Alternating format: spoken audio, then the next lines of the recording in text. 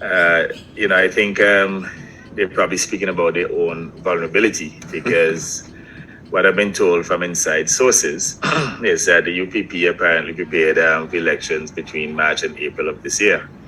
It was reported to the executive of the UPP by a so-called reliable source that elections will be held or would have been held on sometime between March and April. So they went ahead and raised their funds. And what has happened during the last probably 8 months, they have held a number of public rallies and they have had a number of events, and they spent off all of their monies. To the extent I'm told now that candidates are protesting.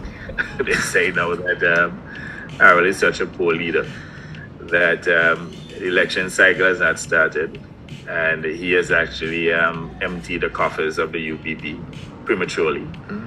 And as a consequence, now when they go into their constituencies, they cannot help the constituents. So many of them are protesting to the extent that they are refusing to go to their branch their branch office there.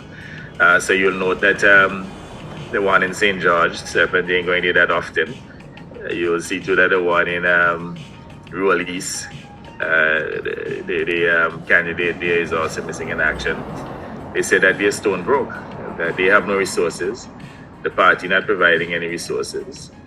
And for some reason, Harold doesn't seem that connected, or he doesn't have the type of pull to raise resources of the party. But what they don't recognize is that when an opposition party is inviable, people do not waste their money funding these parties. Now, they have some hardcore supporters who gave them some early money, thinking that by mobilizing early, that they would have been ready potentially for an election in March or April of this year.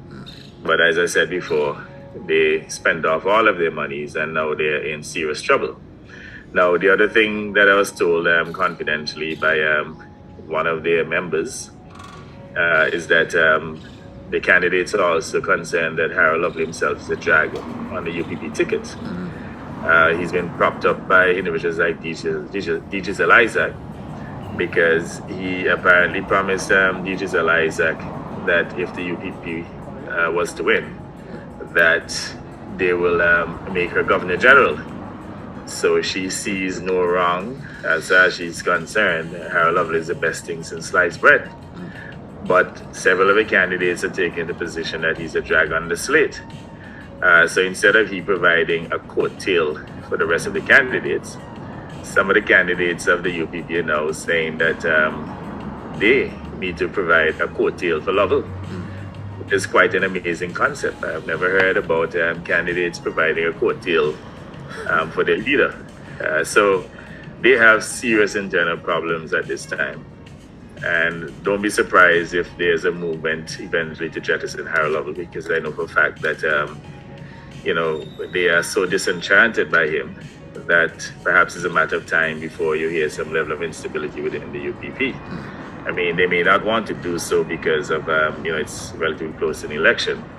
But I think more and more they believe that, they're just doomed to failure, having Harold Lovell as their leader to take them into the next general election. So